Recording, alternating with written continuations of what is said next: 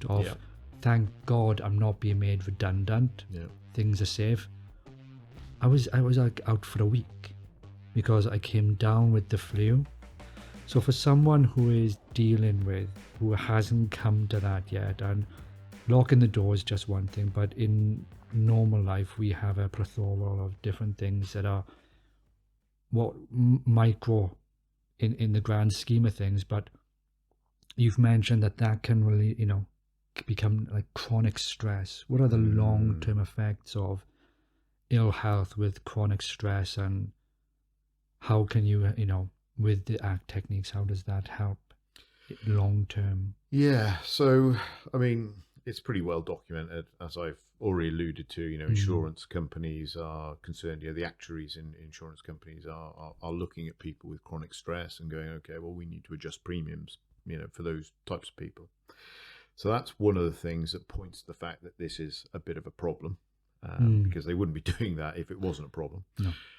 On the other side of the coin, just living in that, stress state all the time can have profound, impacts on our immune system as well. So, if you're living in stress all the time, it's essentially something where your, how shall I put this? Your immune system is kind of revved up, but almost like revved up constantly. But like anything else, it can't be always revved up because it just won't work effectively for a long, in a revved up situation all the time. So at a certain point, you have a bit of a crash. So you've heard of people who have been really, really stressed, and then they take a bit of a break, and all of a sudden they get incredibly ill. Yeah. Yeah. So they might be super stressed for, months.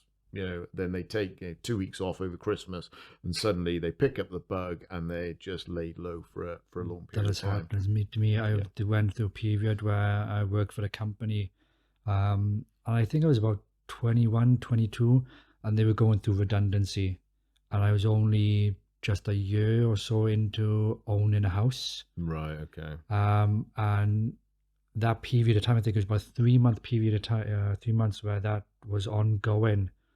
And after it went through, I found out that I wasn't being made redundant, and I went ill.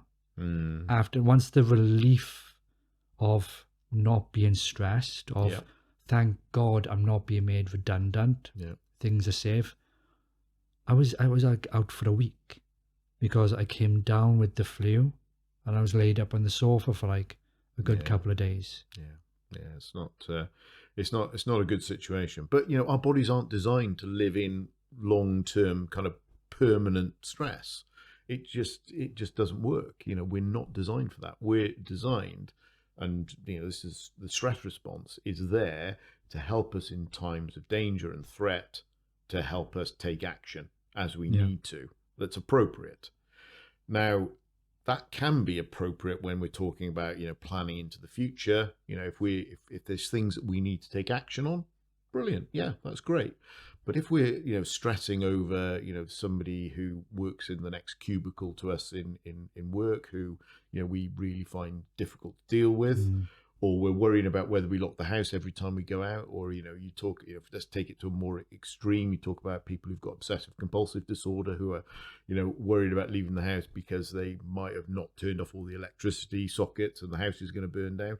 Those kind of things are, a place that we can't live in that sort of that realm of chronic stress all the time, because it's going to, frankly, put you in an early grave for a lot of people, And it's really strange when you talk about things like that, and we go, okay, we understand that, but it's like in the same ballpark of if you go into the hospital and you're diagnosed with a heart condition that it's beating too fast, and they'll basically say your body's going at the clappers and it can't handle this. Yeah. The downside with stress is that mechanically your heart's not, obviously cortisol, but it's a different thing. And it's more up here. Yes. It's more between the ears than it's so actually, where you could get a pacemaker. You've got a physiological response to something, but it's all driven by the brain. And, again, coming back to this whole thing about abstract thought, the ability, because as human beings, we can kind of manifest a physiological response to a thought. Oh, yeah. You know what I mean? So we can think about, this, we can do this catastrophizing about what, such and such is going to mean. And if we play that scenario through, even though it's potentially very unlikely, we can cause those physiological responses. It's a bit like, if you close your eyes and imagine sort of squeezing a lemon into your mouth, most people will start to salivate. I can feel myself starting to salivate now. Well, don't dribble. Thinking, I'll try not to dribble on your sofa. I do have to clean up afterwards. Dad's left some body fluids. That's grim. That's grim. That's grim, isn't it? Don't say that. I love Dad. Dad was thinking about lemons when he drooled. So anyway, lemons, coming back. I completely lost my train of thought after that. So we can manifest a physiological response just because we think of something or we have a thought about it, and that's part of what our abstract thinking brain has allowed us to do. And again, the lemons thing is just a kind of a benign example, but if you do get caught up in thinking around something that you're finding difficult or stressful, have a guess what's going to happen. You're going to start, the heart may begin to race, your body's producing these stress hormones.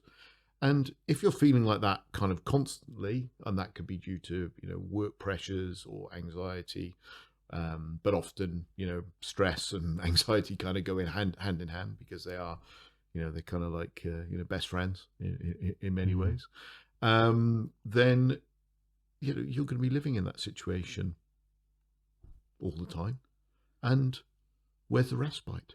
Where's your time for your body to kind of repair itself? If you're never out of that, your body's never getting that opportunity.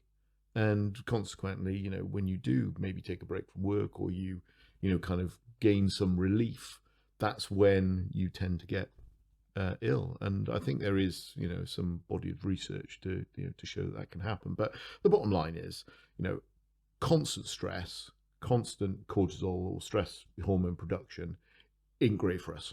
No. And we, and it should be, short term, we come back into balance. And if that's not happening for you or anybody that's something that needs to be addressed before it does become chronic.